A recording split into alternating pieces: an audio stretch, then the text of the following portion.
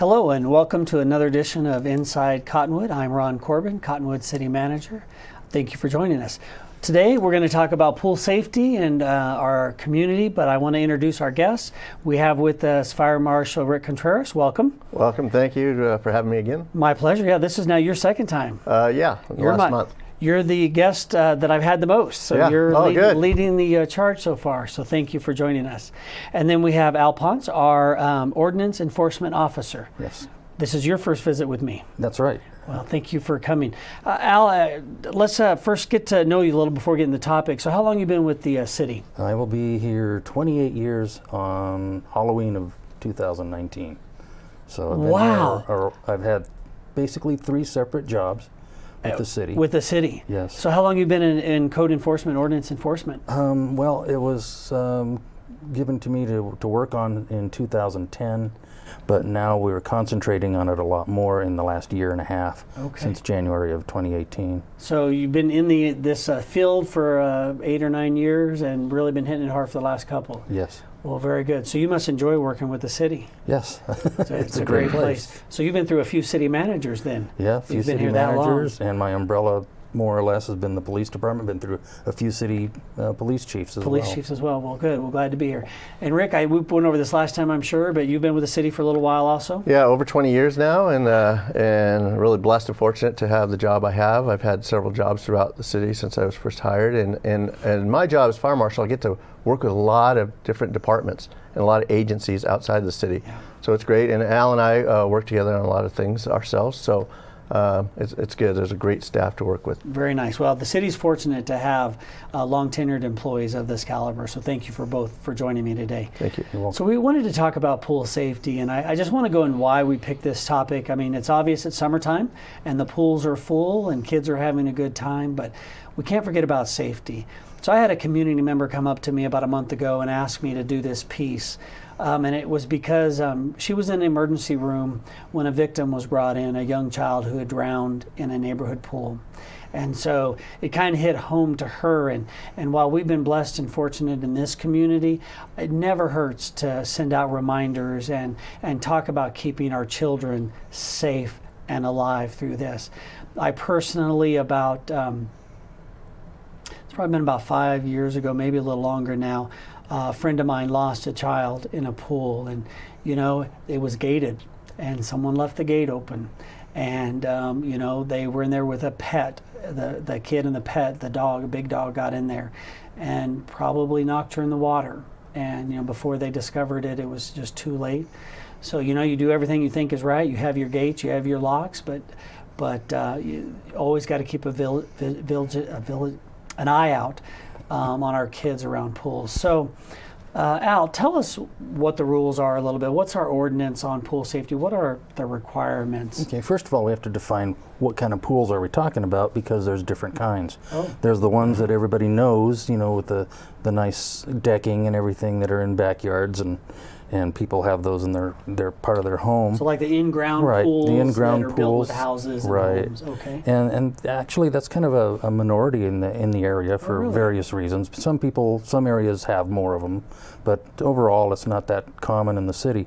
What is more common is the above ground pools that can go anywhere from just a few inches to 40 inches plus above the ground. The ones you see on YouTube breaking all the time. Yeah. All right.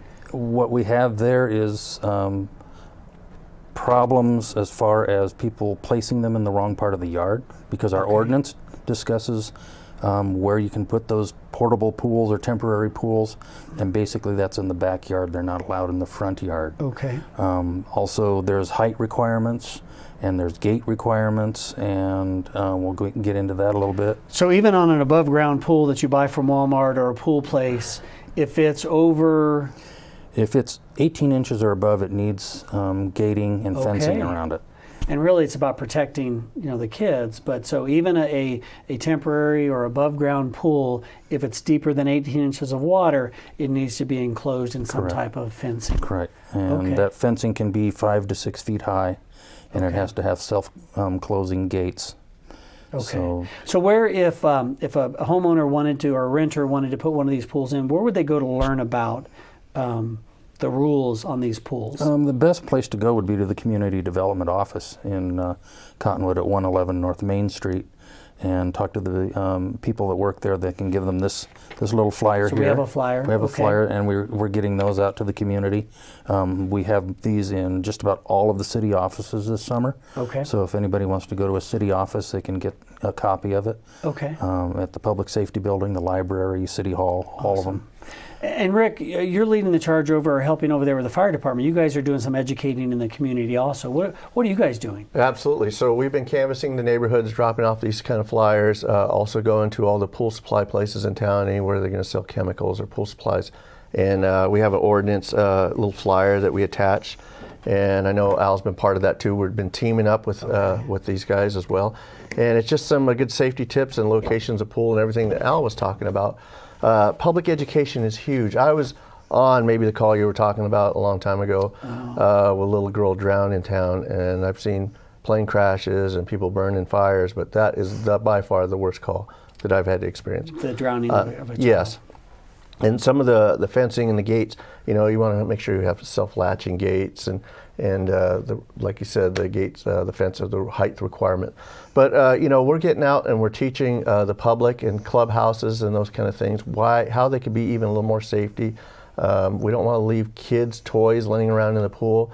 That's an enticement for kids to go out there unattended. So we don't want them to even be tempted to go into the pool. Exactly, and on this case with this little girl, that's what was in the pool, and it was a very dirty pool, an unsafe pool, and she was unattended.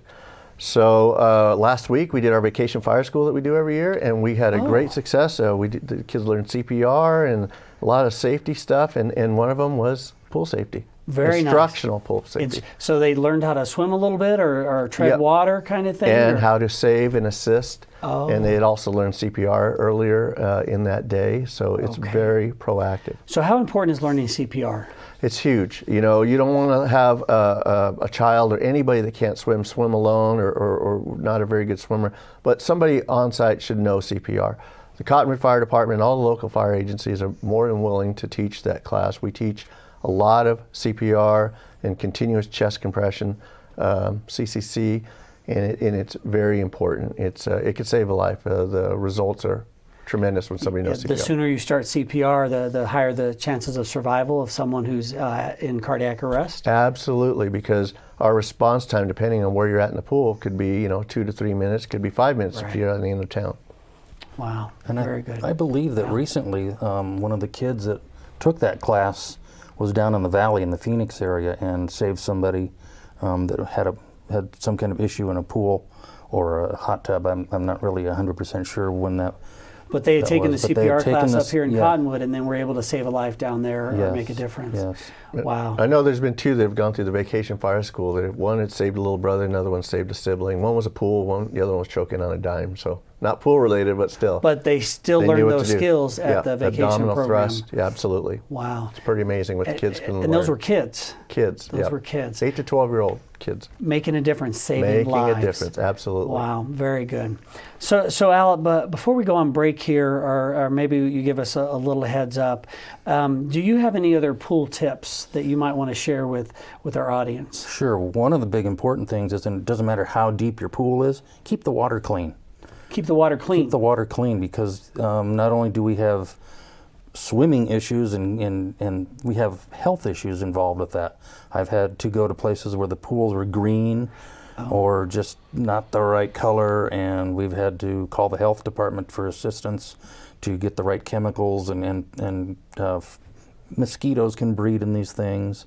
So, and I know most people don't have that problem, but still you got to keep your little pools clean. You see these little ones, and sometimes the kids drag dirt in there and stuff. Okay. So. Very good. So we're going to go on break here real quick, commercial break. We come back, we'll lead off with that. We'll talk a little bit more about clean pools and the overall health of the community when it comes to keeping those pools clean. So this is Inside Cottonwood. I'm Ron Corbin, your city manager. I'll see you when you get back.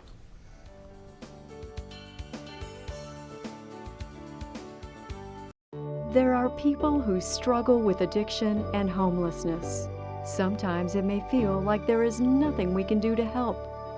But if there is, you can make a tax-deductible donation and help those in need transition away from homelessness. When you give someone a handout, you could actually be supporting an addiction. A better life starts with better health, especially for those living in the streets. Support solutions, not addictions. You can make a difference. Visit cottonwoodcares.com. This is Bruce Morrow, Transportation Manager for Cottonwood Area Transit. Remember, we cover the entire Verde Valley and Sedona. Cottonwood Area Transit has you covered wherever you want to ride in the Verde Valley, all day, every day. Take Cottonwood Area Transit through Clarkdale, Verde Village, and from 26 locations in Cottonwood. With Verde Links, it's a quick and easy trip to Sedona every day. Don't forget our connectors to Camp Verde. Visit cottonwoodaz.gov for Cottonwood Area Transit and take a seat. Let's go ride.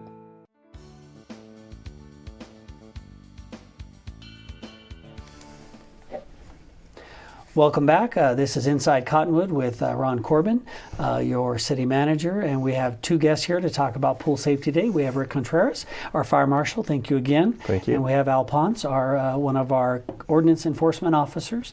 I think, before we went on break, we were talking about dirty pools, Right. and one of the side effects is mosquitoes. You had said something about the county health department. Yeah. How do they help? They come out and they will test the water sometimes, or they'll look at the water even if it's bad enough, and they'll just know. They're in charge of the mosquito abatement in the county and in the cities. Okay. So they come out and they take a look at this stuff, and they will have various chemicals that they throw in that pool. Okay. And that'll hopefully take care of the bug aspects of it. Okay. But one of the pools that I was on had algae and things like that. Right. It had been a house that had been foreclosed on, and they never emptied the pool after Right. they left. So this pool was sitting there for months. Right. Yeah. And the last thing we need is pools for mosquitoes and other problems. And if they're not being maintained, they're probably not being watched. And I always worry about neighborhood kids Exactly. looking for a place to cool off in our heat. So Rick, what's your experience with those dirty green pools? You ever come across them in your line of work? Yeah, we have, and like you said, they attract little kids, and again, back to this fatality of the little girl, it was that kind of pool, green water, slimy, you could tell where she slipped in that, and it was just a recipe for disaster, and it was a terrible thing to happen. Nobody should have to bury their children with stuff like that. No, absolutely not. So we've talked a little bit about pool safety. What other kind of water safety, or what else should we be worried about in our community this time of year? Well, we got monsoon season coming up, hopefully, and I know it's coming. I look forward to it. It gets pretty wild here in the Verde Valley, and so typically pools shut down. We want to make sure people don't have their kids swimming out there when there's a lightning storm and heavy rain. Get out of the pool. We don't want to be unsafe in any reason. So you can get a lightning strike in a pool? Absolutely. Okay. So just avoid that situation. If there's a forecast for monsoons that day, maybe you might not want to Find swim in something the else to afternoon. do. Absolutely. Now, they'll actually close our city pools down if there's lightning. Is that correct? Yes, that is correct, and it's a smart thing to do. Yeah, and I think I even saw the indoor pool there at the rec center will sometimes get closed down if there's lightning. It might be that way. Serious stuff. Yeah, absolutely, Okay. and it gets pretty wild here sometimes. I can't wait. It'll be I'm my sure first Yuma. Oh, okay. Well, no, Yuma's monsoon is humidity, just miserable humidity. Okay. But not much rain. But up here, I'm looking forward to some lightning and rain and some activity in the weather. Yeah, it's all hands on deck some nights on some of those storms. Very A couple good. other things about water. Yes. First of all, the river. We all love the river. Oh. But I was unfortunate enough to have a neighbor who lost a child. This was many years ago. Right. In the river, and it was a beautiful summer day, and they went out for a picnic and a swim, and got busy and didn't notice that one of the little kids had disappeared. Oh. And they found him later down the river. Yeah. Phone down, eyes up, and keep track of all those little kids. Yeah, absolutely. In a monsoon season, that can affect the Verde River and all our drainages. You don't want to stay out of those waterways because they can flash flood really. So the drains and the gullies, what I call gullies from Arkansas, but all those water paths, be very careful. So like when you're hiking or when you're doing those kinds of things, flash flooding can happen. Yeah, that's right. Keep your eye in the sky. Everybody has smartphones anymore. You can check the weather before you go out and make sure it's a safe day. And it's amazing because you can have a wash that you never see water in, ever. And all of a sudden this thing is just full and just roaring, and it's just going across the road. And of course people want to drive across it. That's another thing not to do. The city has placed these little multicolored I've seen standards, them. and the red one is at the 3rd or 4th level, and if it gets up that high, don't even think about going in. Don't even try. It can get you stranded, or it can move your car downstream and get you trapped and cause bad problems.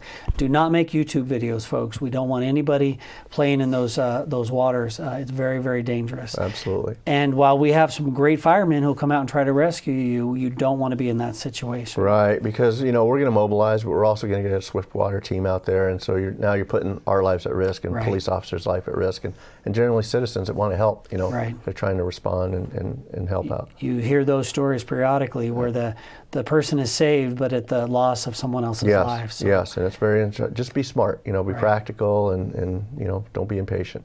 So, any other tips or safety tips you might want to give the community on weather or the pool or water or anything? Well, we have the river we talked about. We also have the Cottonwood ditch going through the City of Cottonwood, and is we that do swimmable? get kids. Well, it's deep enough to hurt kids or somebody, and we've had a couple calls in there, but Really? it's not a lot. But you still have to, if you're in those areas, you want to make sure your kids aren't. So sometimes the water looks flat, like it's not doing anything. Right. But I'm been told that there's a current underneath there that will pull those kids down. And some of the places like in Old Town have a grate where you can get caught in there, maybe trapped under that and swept into those some areas like that. Also, you don't want your dogs and stuff like that to get caught in those things. Your animals. So stay out of the waterways Absolutely. that aren't made for swimming. That's right. And that's another reason to have your pool fenced, is because part of my job has been animal control through the years, and I have more than a few times had to pull animals out of pools, even some of the smaller pools. Right. And sometimes I get there too late because people don't know anything's going on. Right. And the dog or the cat or whatever is falling in. It's falling in and can't get out. Yeah, they're not like a built-in pool that has a step where the dog or the animal can easily get out of the water. Right. Yeah, I hadn't thought of that. So that's something. So if I'm curious about all these rules and how to make my place safe, is there a phone number or anything I can call, or do I go on the website to get those? It's available on the website, and you can call the Community Development Office, 634-5505.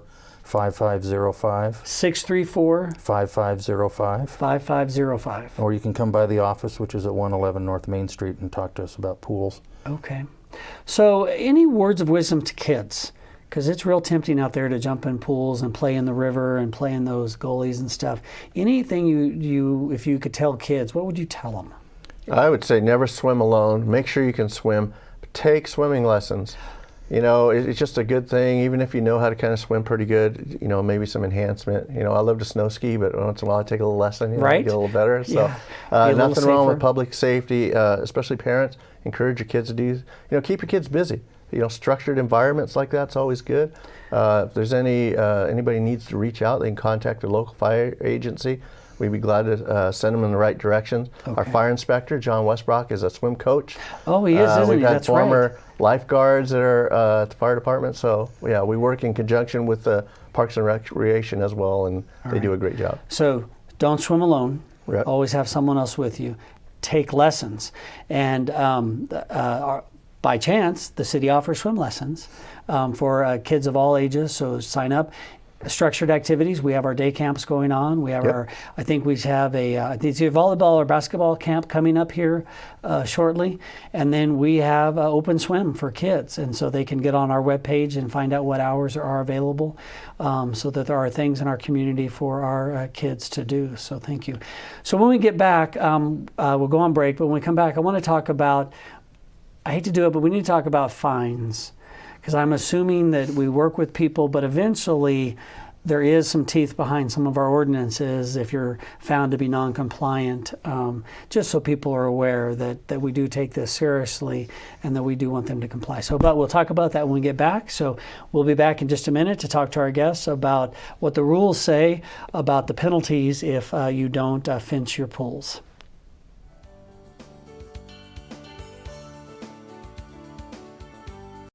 There are people who struggle with addiction and homelessness. Sometimes it may feel like there is nothing we can do to help. But there is. You can make a tax-deductible donation and help those in need transition away from homelessness. When you give someone a handout, you could actually be supporting an addiction. A better life starts with better health, especially for those living in the streets. Support solutions, not addictions. You can make a difference. Visit cottonwoodcares.com. This is Bruce Morrow, Transportation Manager for Cottonwood Area Transit. Remember, we cover the entire Verde Valley and Sedona. Cottonwood Area Transit has you covered wherever you want to ride in the Verde Valley, all day, every day. Take Cottonwood Area Transit through Clarkdale, Verde Village, and from 26 locations in Cottonwood. With Verde Links, it's a quick and easy trip to Sedona every day. Don't forget our connectors to Camp Verde. Visit cottonwoodaz.gov for Cottonwood Area Transit and take a seat. Let's go ride.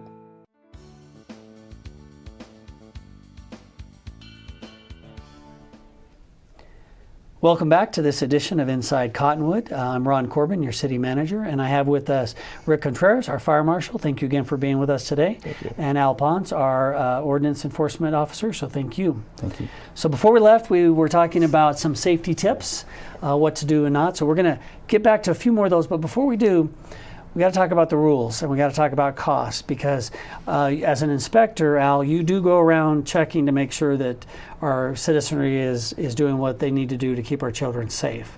So what's the process and is there a penalty for not complying with these ordinances? Well, if it's a routine situation where we've got maybe a pool with a bad gate or no gates or whatever, we'll contact the property owner and or the renter or both usually, and they will receive a violation warning which gives them a certain number of days, usually 15 days, to remedy the situation. Okay, so you discover it either driving by or you get a phone call or someone turns it in and you stop by. So the first thing is you give them a warning with a certain number of days to get it fixed. Correct. If they don't follow on that, then also our building inspector will take a look too. Okay. And so we'll have recommendations for them, what they need to do, fencing or whatever. But if they don't comply with that warning, then they get a notice to appear before a hearing officer. Okay. Which is basically you're going to court. Okay. And that is a minimum of a $50 fine. Okay. And then you still have to comply. You still have to comply. So it's money on top of the money you have to spend to fix it. Now, if it's a situation where, like today, it's summer and there might be a pool full of water and it's a kind of an emergency situation, we will probably step it up and go into not only the notice of violation immediately, but also there may be penalties with the Arizona State revised statutes that could be placed in that. We haven't had to do that. Okay. Thank goodness. Right. But yeah, you could end up in court really fast. And you know, it's kind of you should know that you have a pool in your yard. You got to take some precautions. But gentlemen, you've both been in this city a long time. Most of our homeowners and our like apartment complexes and those places that have permanent big pools, most of them are in compliance and trying to follow the rules, I'm guessing. Right. We did with the fire department inspections on those kind of pools, the apartment complexes, the hotels, and everybody's in compliance. That's awesome. Nothing like safety. So, Rick, we talked about safety. We talked about swim with a buddy. We talked about swim lessons. What other kinds of things should we do to keep safe this summer? So I was looking up a stat in the United States, and it was like 70% of pooled water activity deaths were related to alcohol. So people drinking and getting out, having a good time, and I think most people have been guilty of it at some point, but it's a reality, and if that's a contributing factor, then maybe we should all stop and think about what you're doing before you get on the lake, the river, go over the backyard pool. Right. And maybe you've done 100 times, but it's that one time. Just takes that one time. That's slippery. You slip on something and you don't have the withal to stand up or do what it is you need to do. That's right. So it kind of goes back, put your cell phones down when you got kids around. If you don't have kids around, put the alcohol down, or at least make sure someone's watching out for you to keep you safe with that alcohol. Absolutely. Well, I really appreciate you guys today talking about pool safety. We've all experienced a tragedy in our lives, related to water. We've also experienced a lot of great times. So please enjoy our community and the water and the river and our pools and our recreation center, because if done right, it could be a great time. And take a swim lessons, join one of our swim teams, great community events to participate in. So I've now been here about 6 months, so my newness is almost worn off, but we did worked with City Council to do some strategic planning, and one of the things that keeps coming up over and over again is our tagline. And our tagline is inspiring a vibrant community. And in every department and every employee I work with, that means a little something different. So we're inspiring a vibrant community. We also have another line that says we're the heart of Arizona wine country, and you'll see that on our logo. And that has a lot to do with all of the wine tasting rooms and the tourism that we're trying to connect here. So I'm wondering, Al, I'm going to let you go first. How do you inspire a vibrant community as a city employee? By working with everybody that I have to contact one-on-one. By showing them what's going on. Sometimes people don't realize something's out of control. You know, they have too much stuff in their yard. They've got cars or whatever. You know, talking to them. Now people can get intimidated. Right. I can get intimidated sometimes. You know, you never know what you're going to run up against. Right. But most, you know, a huge percentage of the people I deal with one-on-one, and we get results. So you're making the community better, but you're doing it in a non-aggressive way. I call it kindness. So we all need to get to a certain point. We need to keep our community safe, but we can get there in different paths. And so the path you're choosing is kindness. My words, not yours, but I love that approach. It goes to something that I like to say, and that is assume the innocence in others. Don't assume they're trying to be mean or trying to break the rules. Sometimes it's ignorance. They don't know the rules. Sometimes they just hadn't fixed the problem yet. So I really appreciate that. It goes a long way with that kindness. So thank you for doing that, Al. You're welcome. Rick, you've probably answered this once before, but I'm going to make you repeat it again. Yeah. But how do you inspire a vibrant community? Well, first of all, I think it's great to be able to live in the Verde Valley. Cottonwood's awesome. I grew up in Southern California, so it's a lot different from where I grew up. But I'm honored to be able to work with a lot of people. You got to have a positive reflection of who you are and what you do. You know, the fire code is firm in its stance, but there's ways, like you just said, to work with people. I'd rather work through it than fight through it. And, you know, I coach baseball here 23 years, and I coach at the schools 10 years, and, you know, it's just, I've met some amazing people, parents and coaches and kids, and some of those kids I work with now, they're firefighters. Right. They're taller than me, you know, stronger than me. But it's been great, and it's been an honor for me, and I'm lucky to be able to do it. Awesome. Do they still call you Mr. Contreras? Oh, they call me Grandpa and everything, but I still outrank them a little bit. So. Very good, very good. Well, thank you again both for being here today. Before we leave, this probably won't be as timely through the month, but I just wanted to take a minute to thank our firefighters.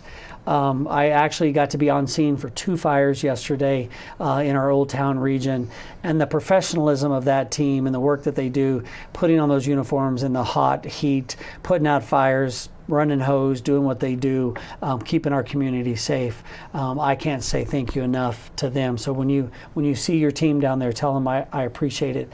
I also want to give a shout out to the Forest Service, our national partners who work in our community, who are offering help and fought side by side yesterday, putting out one of the fires in Old Town and just being friendly, and did it because it's the right thing to do. And I love the partnership that your department, you know, Chief Kirkendall's department, the people on the ground have created over the years with our national, our federal, and our state partners. So I want to give a shout out to the teams that showed up yesterday. I don't remember their names, but I appreciate you coming out of your way to help keep our neighborhood safe.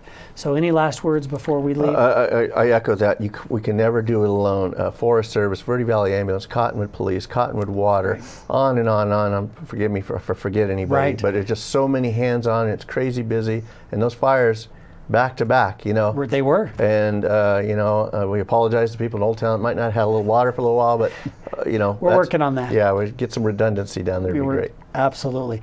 All right. Well, this wraps up today's edition of Inside Cottonwood, and I'll again thank Al Ponce, our Ordinance Enforcement Officer, big title there, and of course our Fire Marshal Rick Contreras. Thank you very much. We'll see you next time.